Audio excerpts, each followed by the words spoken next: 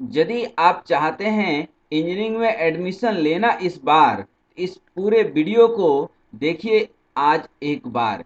यदि आप बच्चे नहीं पेरेंट्स हैं, यदि हैं माता पिता आप जिम्मेदार, तो पूरे इस वीडियो को देखिए एक बार।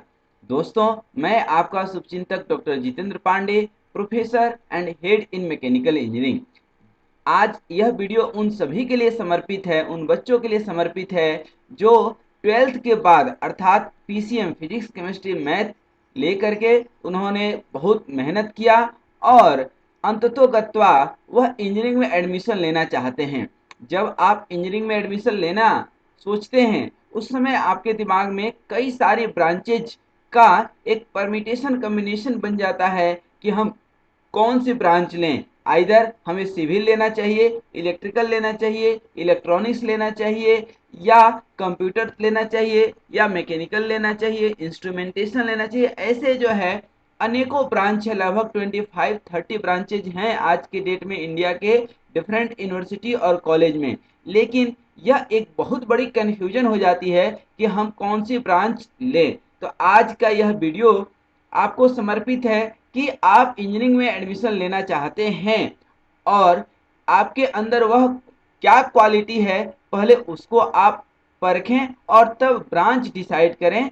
यदि आप ब्रांच डिसाइड करते हैं या कोई कंफ्यूजन है, तो आज मैं बात करने वाला हूं बेसिकली मैकेनिकल इंजीनियरिंग ब्रांच के बारे में।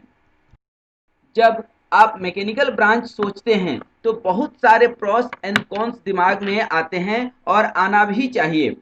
और जब हम मैकेनिकल की बात करते हैं तो काफ़ी सारी चीज़ें हमारे दिमाग में जो है आती है कि मैकेनिकल में किस तरह का स्कोप होगा, क्या वहाँ फिजिकल एक्टिविटी ही सिर्फ होती हैं या सॉफ्टवेयर काइंड ऑफ अपॉर्चुनिटी भी है, या दूसरे ब्रांच से हट करके ऐसा क्या है मैकेनिकल में। देखिए, मैं आपको बताना चाहता हूँ कि मैकेनिकल इंजीनियरिंग एक सदाबहार ब्रांच है।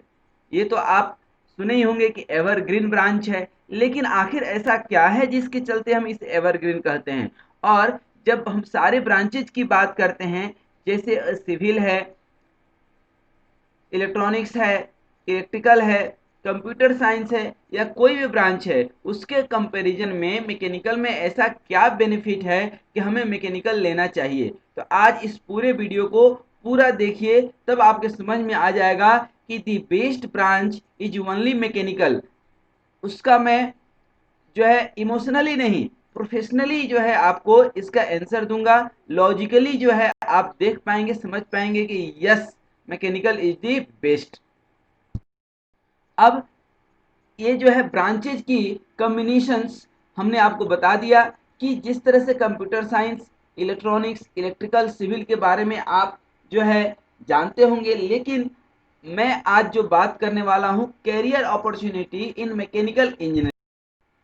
जब आप मैकेनिकल से आप करते हैं, क्या बीटेक या बीई जो भी आप करते हैं, तो you will have two kind of opportunity.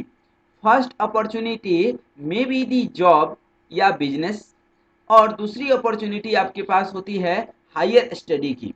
देखिए, अब ब्रांच आप क्या लिए मुझे इससे मतलब नहीं है। अब मतलब मुझे यह है कि यदि आपने मैकेनिकल इंजीनियरिंग ब्रांच ली तो आपके पास क्या क्या अपॉर्चुनिटी रहेंगी, और ये अपॉर्चुनिटी देख करके ही तो बच्चे एडमिशन लेते हैं और लेना भी चाहिए। ऐसा लगता है किसी ब्रांच में अपॉर्चुनिटी लिमिटेड है तो आपको अनलिमिटेड मेहनत करनी होती है उस लिमिटेड अपॉर्चुनिटी के लिए। लेकिन यदि अपॉर्चुनिटी अनलिमिटेड है तो आप लिमिटेड मेहनत में अच्छा कर बैठते हैं, जिंदगी में कुछ अच्छा कर जाते हैं।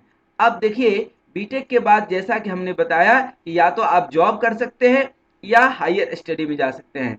जॉब की यदि बात करें तो आप जॉब भी दो जगह कर सकते हैं, या तो प्राइवेट सेक्टर में या गवर्नमेंट सेक्टर में। सेल्स मार्केटिंग से शुरू होकर के और प्रोडक्ट मैन्युफैक्चरिंग तक आप कर सकते हैं। गवर्नमेंट जॉब में यदि जाएंगे आप तो एमटेक गेट के थ्रू आप हायर स्टडी में जा सकते हैं, पीएसयू में जा सकते हैं।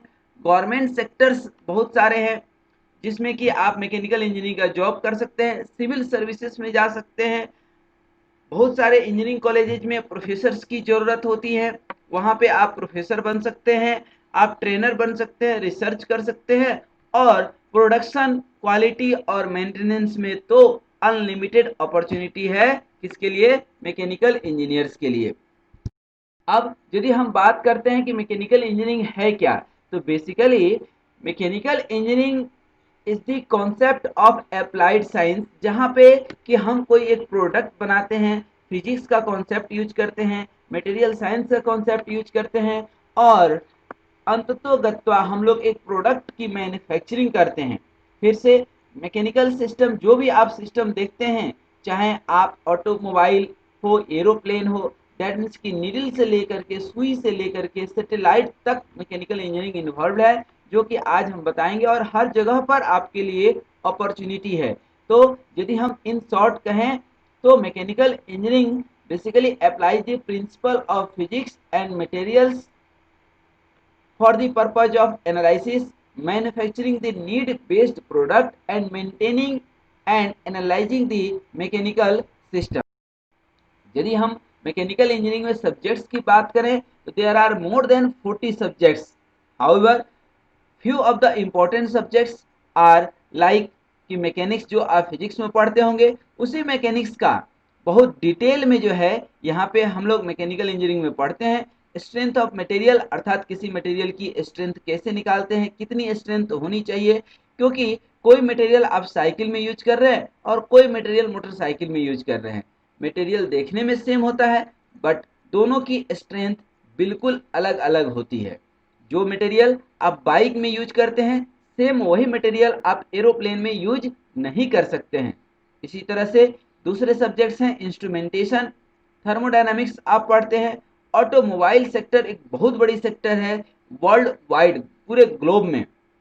इसके अलावा फ्लूइड मैकेनिक्स में फ्लूइड की प्रॉपर्टीज, गैसेस, फ्यूल्स, और जितनी बड़ी बड़ी ओएनजीसी लाइक कंपनी देखते हैं, भारत पेट्रोलियम देखते हैं, इस सब में जो है फ्लूइड मैकेनिक्स के कॉन्सेप्ट यूज होते हैं। मौसम विभाग में यूज होते हैं, दैट मीन्स की फ्लूइड में जहाँ डैम वगैरह बनते हैं वहाँ सिविल तो यूज होता ही होता है, मैकेनिकल इंजीनियरिंग की भी एप्लीकेशन देखने मिलती है। उसके बाद हाइड्रोलिक्स एंड न्यूमेटिक्स जो पावर प्लांट्स हैं वहाँ पे बहुत ज़्यादा यूज होता है।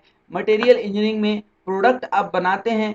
फिर आज मैकेनिकल इंजीनियरिंग सिर्फ ट्रेडिशनल नहीं होकर के, कन्वेंशनल नहीं होकर के, काफ़ी रिसेंट टेक्नोलॉजी के साथ कैड कैम जो है कंप्यूटराइज सब कुछ हो चुका है। इसके अलावा हम लोग जो है quality, operation, computer aided process planning, different types of the project, work study, vibration, किसी मशीन में यदि ज़्यादा वाइब्रेशन हो रहा है या बहुत ज़्यादा नॉइज हो रही है तो उसकी स्टडी हम लोग करते हैं। अब मैकेनिकल इंजीनियरिंग की सबसे ज़्यादा जो जॉब होती है वह 3 सेक्टर में डिफाइन होती है। पहला एनर्जी सेक्टर। एनर्जी सेक्टर मतलब जितना भी एनर्जी आप देखते हैं, खास करके इलेक्ट्रिकल एनर्जी के प्रोडक्शन की यदि बात करें, आप विंड एनर्जी की बात करते हैं, एनटीपीसी थर्मल पावर प्लांट की बात करते हैं, या हाइड्रोलिक पावर प्लांट की, जहां भी एनर्जी का क्रिएशन है, चाहे वो न्यूक्लियर पावर प्लांट ही क्यों ना हो, दैट मीन्स की जहां भी एनर्जी का प्रोडक्शन हो रहा है, एक सेक्टर वहां पे हो जाता है। दूसरा सेक्टर होता है मैन्युफैक्चरिंग का। मैन्युफैक्चरिंग जहाँ पे डिफरेंट काइंड्स ऑफ प्रोडक्ट, चाहे वो डेली यूज प्रोडक्ट हो सकता है, मशीनरी हो सकती है, इंडस्ट्रियल प्रोडक्ट हो सकता है, ये सारे प्रोडक्ट्स की जो है मैन्युफैक्चरिंग करते हैं, ये दूसरा सेक्टर है। और तीसरा और सबसे बड़ा सेक्टर और सोफिस्टिकेटेड सेक्टर जो है मैकेनिकल इंजीनियरिंग का, वह होता है डिजाइन का, जहाँ पे आप different kinds of product design करते हैं, उसको डेवलप करते हैं, मार्केट एनालिसिस करते हैं, नीड बेस्ड प्रोडक्ट आप डिफाइन करते हैं। प्रोडक्ट की डिजाइन के साथ साथ अब मैन्युफैक्चरिंग होती है। इसके अलावा यदि स्पेक्ट्रम की बात करें, एक इंजीनियरिंग फंक्शन की बात करें, तो हर जगह पर है, चाहे वह रिसर्च एंड डेवलपमेंट का काम हो, क्योंकि आप देखिए यह दुनिया खूबसूरत है और इसको खूबसूरत बनाने के लिए और खूबसूरती देने के लिए कहीं ना कहीं आपको फैसिलिटी की ज़रूरत पड़ती है, और वह फैसिलिटी जो है कहाँ से निकल करके आती है? रिसर्च एंड डेवलपमेंट से। और उस रिसर्च एंड डेवलपमेंट में मैकेनिकल इंजीनियरिंग का काफ़ी योगदान होता है। यदि योगदान नहीं होता तो भले ही लैपटॉप में आप जो है सॉफ्टवेयर के ऊपर आप कुछ भी करते हो, लेकिन लैपटॉप कौन बनाएगा? लैपटॉप बनाने वाला मैकेनिकल इंजीनियर है। जो आप ये प्रोडक्ट देखते हैं, what ever be the physical product that will be manufactured by the mechanical engineers only. इसलिए रिसर्च एंड डेवलपमेंट में मैकेनिकल इंजीनियर के लिए काफ़ी स्कोप है।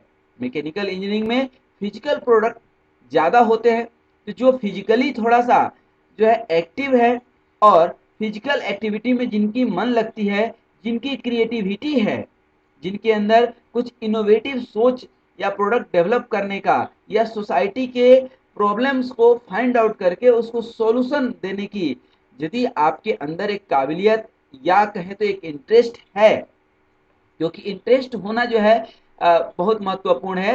यदि इंटरेस्ट है तो बाद बाकी चीज़ें जो है धीरे धीरे डेवलप हो जाती हैं। बिनु जाने हो ही न प्रतीति, बिनु प्रतीति हो ही न प्रीति, एक कहावत है। लेकिन इस रामचरितमानस के इस चौपाई में बहुत बड़ा गूढ़ रहस्य छिपा हुआ है कि आपका इंटरेस्ट होना चाहिए।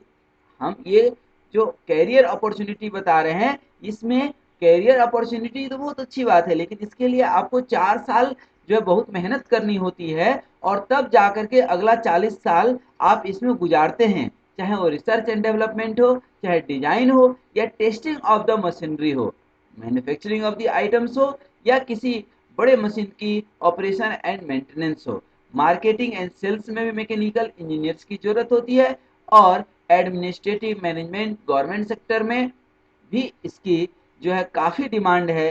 क्योंकि मैं आपको बता दूं कि मैकेनिकल में ऐसे काफ़ी ऐसे सब्जेक्ट्स हैं जो टोटली मैनेजमेंट और एडमिनिस्ट्रेटिव कैटेगरी के हैं।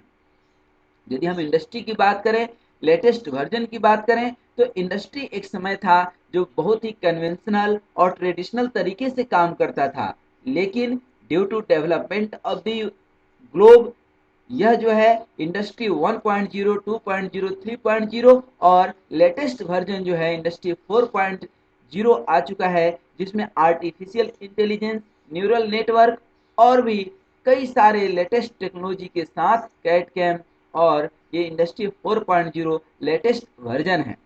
हालांकि यदि आप 12th में हैं तो शायद उतना न समझ पाएँ, लेकिन यदि आप एक मैकेनिकल इंजीनियरिंग में एडमिशन ले चुके हैं, आपको अपॉर्चुनिटी तलाशने की मौका मिलती है, तो ज़रूर आप आर्टिफिशियल इंटेलिजेंस, न्यूरल नेटवर्क और ऑटोमेशन में आप अपने कैरियर की तलाश कर सकते हैं।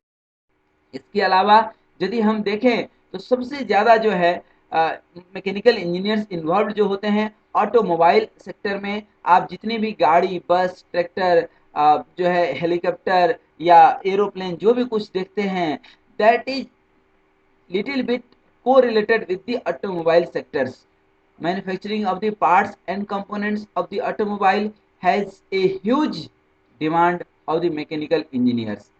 हजारों कंपनियां हैं, हजारों कंपनीज हैं अपने देश में जो कि पार्ट्स और जो है ऑटोमोबाइल्स जो है बनाती हैं।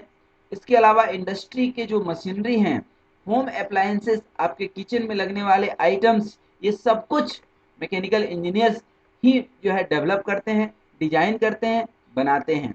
केमिकल इंडस्ट्री में चले जाइए, कंप्यूटर में, भाई कंप्यूटर एक इंजीनियर जो है कीबोर्ड नहीं डिजाइन कर सकता है, कीबोर्ड नहीं बना सकता, वो सॉफ्टवेयर पे काम कर सकता है, वह डेवलप करना आपका काम है being a mechanical engineer. Manufacturing करना, माइनिंग इंडस्ट्री, खास करके आप जब मध्य प्रदेश, उड़ीसा, बिहार जैसे स्टेट में जाते हैं तो माइनिंग इंडस्ट्री बहुत ही बड़े लेवल पे काम करती है।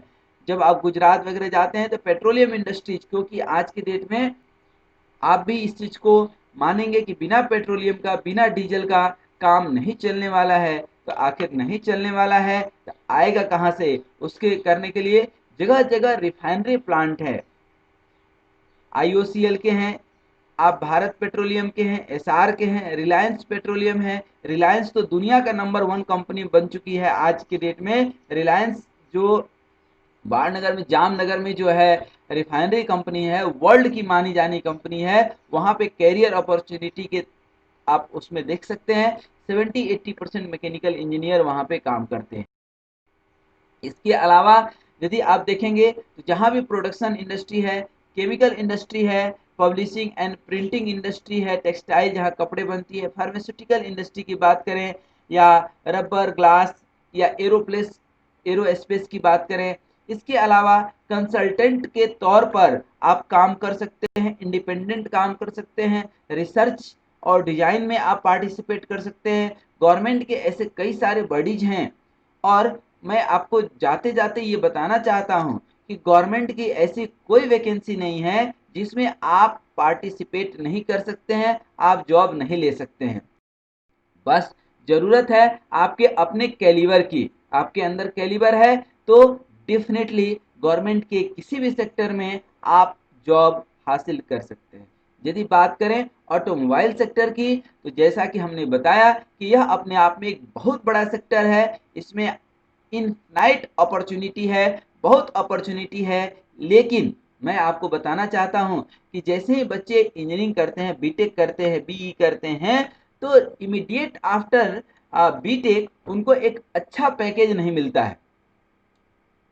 रीजन बिंग दैट कि थ्योरेटिकल नॉलेज आपके पास काफ़ी हो जाता है, बट प्रैक्टिकल जो है एक्सपोजर कम होता है। तो सैलरी पे मत जाइए, शुरू के 2-3 साल आप प्रैक्टिकल एक्सपोजर, एक्सपीरियंस गेन कीजिए। देन आफ्टर सैलरी देखिए कि जितनी सैलरी मैकेनिकल इंजीनियर्स की होती है, हो सकती है, उतना किसी भी दूसरे ब्रांचेज के जो है इंजीनियर्स जो होते हैं उनकी नहीं हो। आपको हमने बताया कि ऑटोमोबाइल सेक्टर्स बहुत बड़ी सेक्टर्स है, लेकिन सिर्फ ऑटोमोबाइल तो रोड पे दौड़ेगी, लेकिन हवा में दौड़ने के लिए या पानी में दौड़ने के लिए भी यदि आप कुछ बताते हैं, बनाते हैं, तो वहाँ पे आपको ज़रूरत पड़ेगी किसकी? मैकेनिकल इंजीनियरिंग की। तो मैकेनिकल इंजीनियरिंग जो है, आप जो है ब्रांच लेकर के आप जीवन में बहुत आगे बढ़ सकते हैं। यदि आप ले लिए हैं मैकेनिकल ब्रांच, तो थोड़ी सी फिजिकल फिटनेस होना जरूरी है इसमें। आप सॉफ्टवेयर में जाते हैं, एसी रूम में बैठ करके काम करेंगे, वेल एंड गुड। आपको हो सकता है मैकेनिकल में एसी न मिले, लेकिन जो शांति, सुकून और सुख मिलता है वह एसी रूम से कहीं लाखों गुना ज्यादा होता है। आप मैन्युफैक्चरिंग इंडस्ट्री में जाते हैं तो there are too much manufacturing industry either in India और ग्लोबली, वर्ल्ड वाइड, पूरे दुनिया में दुनिया भर के कंपोनेंट बन रहे हैं। आखिर कहाँ बन रहे हैं? मैन्युफैक्चरिंग इंडस्ट्री में बन रहे हैं। अब मैन्युफैक्चरिंग इंडस्ट्री में भी लेटेस्ट लेटेस्ट टेक्नोलॉजी आ चुके हैं। उन सारे टेक्नोलॉजी को स्टडी करना चाहिए आपको मेरे समझ से, और जो लेटेस्ट टेक्नोलॉजी हो उसको एज ए चैलेंज लेकर के उसमें आप काम करना सीखिए। ट्रेडिशनल इंडस्ट्री धीरे धीरे ऑब्सोलिट होते जा रही है। हर जगह पे ऑटोमेशन, हवा हवाई में काम होता है, बहुत फास्ट काम होता है। उसी फास्ट जो है उसी फास्ट कॉन्सेप्ट के साथ आपको भी जीवन में आगे बढ़ना पड़ेगा। यदि आप सचमुच आप चाहते हैं कि आप एक हाई पैकेज पे काम करें, तुरंत तो नहीं, लेकिन 2 साल 4 साल के बाद, तो आपको लेटेस्ट टेक्नोलॉजी एडॉप्ट करते आना चाहिए। मैन्युफैक्चरिंग इंडस्ट्री आज की डेट में फुल्ली ऑटोमेटिक हो चुकी है। तो मैं आपको यह बताना चाहूँगा कि आप सॉफ्टवेयर की भी चीज़ें सीखें, थोड़ी सी इंफॉर्मेशन टेक्नोलॉजी की चीज़ें सीखें, थोड़ा सा जो है आप जो है सप्लाई चेन मैनेजमेंट की चीज़ें सीखें, और लेटेस्ट टेक्नोलॉजी के साथ अपने आप को इनकलकेट करें। यही मैं बार बार बोल रहा हूँ, क्योंकि आइसोलेट होकर के मैकेनिकल इंडस्ट्री में काम नहीं कर सकते हैं। उसमें सॉफ्टवेयर और चीज़ें ऑटोमेटिक होते जा रही हैं। तो उसको देखते हुए यह बहुत ज़रूरी है कि आप जिस सेक्टर में भी हैं, प्रोडक्शन में हैं या जो है कंसल्टेंट के तौर पे काम करते हैं, डिजाइनर के तहत काम करते हैं, जो भी आप करते हैं उसमें कहीं ना कहीं computer, electronics, artificial intelligence, coding, programming शुरू से ही धीरे धीरे सीखते जाएं। Factory layout is going to be too much complicated, but वो कॉम्प्लिकेटेड जो है फिजिकली आपको दिखेगा, बट मेंटली आपके दिमाग में वो कॉम्प्लिकेशन नहीं आनी चाहिए। कॉम्प्लिकेशन कहाँ आएगा? सॉफ्टवेयर पे, प्रोग्रामिंग पे। उस कॉम्प्लिकेशन से आपको घबराना नहीं है। इतनी बड़ी बड़ी मशीनें होती हैं जिसको देख करके नए नए जो हमारे बच्चे आते हैं मैकेनिकल के, वो घबरा जाते हैं। घबराना नहीं है, अपने को हड़बड़ाना नहीं है, अपने को चीज़ों को छोड़ना नहीं है, अपने को पकड़ना है। किसको? लेटेस्ट टेक्नोलॉजी को। तभी हम लेटेस्ट बन पाएंगे, लेटेस्ट पैकेज ले पाएंगे, लेटेस्ट सैलरी ले पाएंगे। अदरवाइज जो है, जिस तरह से आप देखते हैं कि कई सारे प्रोडक्ट धीरे धीरे एब्सोल्यूट हो गए, उसी तरह से आप आज स्मार्टफोन यूज करते हैं, फीचर्स फोन धीरे धीरे ऑब्सोल्यूट होते जा रहे हैं, या सिर्फ वो देखने भर के लिए है, इमरजेंसी के लिए कहीं कहीं यूज हो रहा है, अदरवाइज वो धीरे धीरे ऑब्सोल्यूट हो जाएंगे। तो अपने आप को स्मार्ट बनाना है। मार्केट में टिके रहने के लिए चलना ही जिंदगी का नाम है। मैं आपको बता दूं कि चलते रहिए, लेकिन ये भी देखते रहिए कि दुनिया किधर जा रही है। मैं आपको यह बताते हुए बहुत ही जो है खुशी महसूस करता हूं कि मैकेनिकल इंजीनियरिंग के बच्चे काफ़ी सारे सॉफ्टवेयर कंपनीज में काम करते हैं दोस्तों। देखिए, फुटबॉल खेलना अलग बात है, फुटबॉल बनाना अलग बात है। फुटबॉल बनाने का जो एक तरीका है वह मैकेनिकल इंजीनियर जानता है। सॉफ्टवेयर डेवलपमेंट का जो काम है वह सॉफ्टवेयर इंजीनियर तो करता ही करता है, अर्थात कंप्यूटर साइंस वाले तो करते ही करते हैं, लेकिन मैकेनिकल वाले भी कहीं भी पीछे नहीं हैं। दूसरी बात है कि बहुत सारे जो प्रोडक्ट की डिजाइन और डेवलपमेंट होते हैं वहाँ सिर्फ और सिर्फ मैकेनिकल इंजीनियर ही चाहिए होते हैं, लेकिन साथ में यह भी बहुत जरूरी है कि मैकेनिकल के साथ साथ आपको सॉफ्टवेयर की जानकारी हो, इसमें इंटरेस्ट हो। फार्मास्यूटिकल क्या आज बिना दवाइयों के जिंदगी महसूस कर सकते हैं? नहीं। हर जगह ड्रग्स की ज़रूरत है, दवाइयों की ज़रूरत है, फार्मेसी की, टेस्टिंग की, डॉक्टर्स की बहुत ज़रूरत है। यदि ज़रूरत है तो वहाँ पे किसकी ज़रूरत सबसे ज़्यादा है? मैकेनिकल इंजीनियर्स की। क्योंकि जो भी इंडस्ट्रीज है, हाँ, यह अलग बात है, केमिस्ट की भी ज़रूरत है वहाँ पे, फार्मासिस्ट की भी ज़रूरत है, डॉक्टर्स की भी ज़रूरत है, लेकिन बायोमेडिकल इक्विपमेंट्स डेवलप करने के लिए, इन इक्विपमेंट्स पे काम करने के लिए मैकेनिकल इंजीनियर्स की ज़रूरत है। मैकेनिकल इंजीनियर्स की ज़रूरत है इसके मेंटेनेंस के लिए, design and development of the equipment के लिए जरूरी है कि मैकेनिकल इंजीनियर्स वहाँ पे हों। हाँ, जो केमिस्ट होते हैं, ड्रगिस्ट होते हैं, वह इनके केमिकल रिएक्शंस पे, दवाइयों के कंपोनेंट पे काम कर सकते हैं, मशीन के कंपोनेंट पे नहीं। केमिकल कंपनीज सिर्फ केमिकल कंपनीज नहीं, दुनिया की जितनी भी प्रोसेस प्लांट हैं, चाहे वह शुगर मिल हो आपका, या पेट्रोलियम इंडस्ट्री हो, या डिटर्जेंट की कंपनीज हो, हर जगह पर जो है मैकेनिकल इंजीनियर्स की जरूरत पड़ती है, क्योंकि these industries are basically related to process industry. तो जहाँ भी प्रोसेसिंग सेंटर है, जहाँ भी प्रोसेस हो रहा है, चाहे आप जो है पस्चुराइज्ड मिल्क पैकेट वाला दूध लेते हैं, वहाँ भी मैकेनिकल इंजीनियर्स की ज़रूरत है। वह भी एक प्रोसेस प्लांट है, वहाँ पे मैकेनिकल इंजीनियर्स की ज़रूरत पड़ती है। अब जाते जाते आप बोलेंगे कि सर मैकेनिकल इंजीनियर्स की सैलरी क्या होती है? सैलरी बहुत होती है। दैट ऑल डिपेंड्स कि आप के अंदर कितना कैलिबर है। कैरियर के पीछे मत भागिए, कैलिबर के पीछे भागिए, और ज़िंदगी चलने का नाम है। तो आप चलते रहिए, थोड़ा सा अपने दिमाग का नट बोल्ट घुमाते रहिए, तो आपको सैलरी की दिक्कत नहीं आएगी। अनलिमिटेड सैलरी है। यदि बेसिक बात करें, that starts from hardly 1.4 to 1.6 lakh per annum, मतलब साल का 12 से 15 हज़ार रुपया में आपको पर मंथ शुरू करना पड़ेगा। लेकिन लेकिन बहुत जल्दी आपको 2 लाख 4 लाख में आगे बढ़ सकते हैं। जीवन में कंफर्ट हर व्यक्ति खोजता है, चाहे वो कार का कंफर्ट हो, या एयर कंडीशनिंग का कंफर्ट हो, या different types of equipment, home appliances, kitchen के आइटम्स, यूटिलिटीज, ये सब कौन डेवलप करेगा? मैकेनिकल इंजीनियर्स ही तो डेवलप करेगा। बस जरूरत है कि आपके अंदर एक इनोवेशन हो, एक क्रिएटिविटी हो, चीज़ों को समझ पाएँ, और सोसाइटी की जो नीड है, लोगों की जो त्वरित आवश्यकताएं हैं, आप उस चीज़ को डेवलप कर पाएँ, उस चीज़ का डिजाइन कर पाएँ। और दो चीज़ होता है, एक तो लोगों की ज़रूरत है तो उस प्रोडक्ट को आप बनाइए, उस प्रोडक्ट को आप डेवलप कीजिए, पहला कॉन्सेप्ट है। दूसरा कॉन्सेप्ट है कि यदि आपके दिमाग में कुछ ऐसा चीज़ है कि आप उसको सोसाइटी में ला करके लोगों की ज़रूरत बना दिए, ज़रूरत थी नहीं, लेकिन लोग ज़रूरत उसको समझ बैठे इस तरह का, क्योंकि कंफर्ट आप जब देंगे तो लोग उस चीज को एडॉप्ट करेंगे। बाइक नहीं था, लेकिन किसी के दिमाग में तो आया होगा बाइक का, और बाइक धीरे धीरे लोगों की जरूरत बन गई। कार की जरूरत, कार नहीं था तो काम नहीं चलता था क्या, लोग बैलगाड़ी में बैठते थे। तीसरी कसम का जो है देखे होंगे, दुनिया बनाने वाले तेरे मन में क्या समाई, वो बैलगाड़ी में ही तो बैठ करके जो है गाना गाती है। लेकिन आज क्या कोई आपकी गर्लफ्रेंड बैलगाड़ी में बैठ करके गाएगी? नहीं। यदि आप खुद किसी की गर्लफ्रेंड है तो आप क्या बैठना चाहेंगे बैलगाड़ी में? बिल्कुल नहीं।